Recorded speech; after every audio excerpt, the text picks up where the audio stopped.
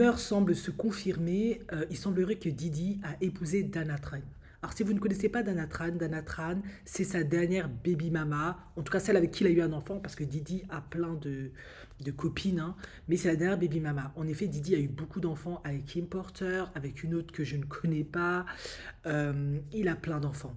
Sauf que la petite dernière, qui est Blasiane, il l'a eu avec Dana Tran, une femme asiatique, et elle était spécialiste en cybersécurité. Donc, pourquoi il l'a épousée? Parce que Didi ne se marie pas, on sait que c'est un MGTO. Mais il l'a mariée au moment où l'enquête sur les faits a commencé et il a senti que ça allait se corser et qu'il risquait de payer cher. En effet, en tout cas, on présume qu'elle a aidé Didi à surveiller Kim Porter, tous les gens, à poser des caméras, à tout un tas de trucs. Par conséquent, si Didi tombe et que elle, il la chope, ils vont l'interroger comme tout un tas de personnes et elle sera obligée de dire les choses qu'elle a faites pour Didi, ce qu'ils ont fait, etc., etc. Et elle risque aussi de tomber. Par conséquent, on dit que Didi l'a épousée, c'est pour ça qu'il y a cette photo avec la bague. On pense qu'ils se sont mariés secrètement, comme ça se fait, j'en ai déjà parlé dans plusieurs vidéos, pour que Dana Train ne puisse pas, via la loi RICO, témoigner contre lui, parce qu'une femme ne peut pas témoigner, n'est pas obligée de témoigner contre son mari lorsqu'il a commis un crime, etc. Et en plus, ben, Didier a eu plein de copines. Il a eu Daphné, il a eu, pardon, il a eu, comment elle s'appelle, il faut que ça me revienne. Voilà, il a eu Sarah Chapman, oui, il a eu Daphné aussi, il a eu Missa, Young Miami qui est toujours là, hein, ils se disent qu'ils sont en couple. Il y a eu Gina, la Gina de 50 Cent, le nom m'est revenu. Il en a eu plein. Mais pourquoi choisir Gina pour l'épouser? Est-ce que c'est parce qu'elle est plus intelligente? Je pense pas, ça n'a pas de sens. C'est simplement que c'est la personne qui est la plus susceptible de te causer du tort si elle témoigne contre toi. Je l'ai déjà dit dans la précédente vidéo, Young Miami, oui, on dit que c'est la Guylaine Marshall, moi je suis pas sûre, moi je pense plutôt que c'est Gina. C'est toujours les personnes qui, en apparence, paraissent au-delà de toute soupçon, qui sont les plus, parfois, les plus redoutables. Mais Young Miami, je suis désolée, c'est une rappeuse, mais, je suis désolée, elle a vraiment, elle a vraiment l'image de l'emploi de gangster, de femme de gangster. Donc, tu peux l'utiliser pour des basses besognes, mais les grosses choses qui sont vraiment délicats et qui nécessitent vraiment un self-control euh, qui ont plus de poids, qui peuvent te coûter encore plus cher, mais je pense qu'il va déjà prendre cher parce qu'on dit qu'il y a plus de 120 victimes, etc. Tu prends quelqu'un qui a quand même des compétences. Et elle était spécialiste en cybersécurité. Il n'y a pas de hasard.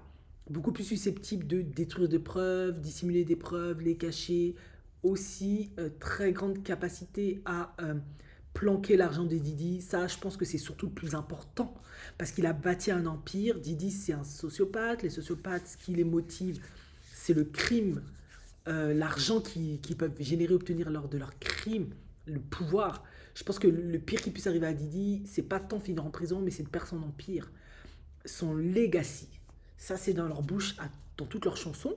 Par conséquent, il ne va jamais laisser son legacy, son empire être détruit, et qui plus est par, on est dans un contexte américain, c'est un homme noir par l'homme blanc. Donc, il va protéger son legacy.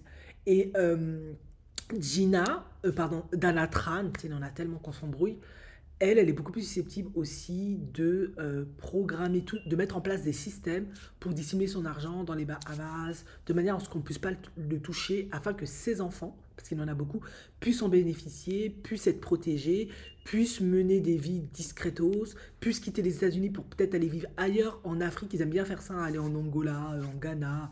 Là-bas, les Africains, bon, c'est quand même le continent des dictateurs. Il n'y a pas beaucoup de lois, le droit de la femme, ça n'existe pas. C'est le culte de l'homme et de la masculinité, de la virilité à outrance. Ils seront bien là-bas, ils seront accueillis à bras ouverts, ce sera un plaisir de les accueillir. Donc ils peuvent aller en Afrique, voilà, ils peuvent aller partout dans le monde. Et je pense qu'il y a aussi une volonté de protéger ses enfants. Aujourd'hui, plus qu'autre chose, lui, on a compris, je pense qu'il a compris que les 40 sont cuites, il va tomber, mais il ne faut pas que son empire s'écroule. Ses musiques resteront parce que je crois pas qu'ils vont delay, arrêter de distribuer toute sa musique, tout ce qui va. Par contre, ses business peuvent s'écrouler. Par conséquent, Par contre, l'argent qu'il a généré, ils vont forcément le bloquer, ils vont vouloir le prendre. Je pense qu'il en a déjà caché, bien sûr, mais elle est, c'est vrai que Dana Tran a un rôle non négligeable, crucial, et ça tombe sous le sens qu'il l'ait épousée, et c'est d'ailleurs très intelligent et très judicieux de sa part. Bon, on attend la confirmation, si c'est vrai ou pas, mais c'est vrai que depuis le début de cette affaire, elle n'est pas citée. Il n'y a que Young Miami qui s'en prend plein la figure.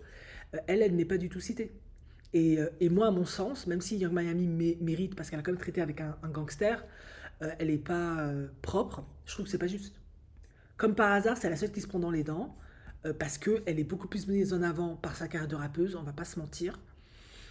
Il y a des preuves aussi, mais je sais que les autres aussi, elles ont fait des choses. C'est impossible d'être en couple avec Didi et de pas faire des trucs. Gillo, elle y est passée, Cassie, elle y est passée, Kim Porter, elle y est passée, tout le monde y est passé. Donc elles ont forcément fait des choses, voire pire que Young Miami, Kim Porter, Gillo, etc. J'en suis convaincu. Parce qu'elles étaient ces pimps, ces objets sexuels de plaisir. Donc voilà, pour moi, la véritable Dana Tran, c'est la véritable Ghislaine Marshall.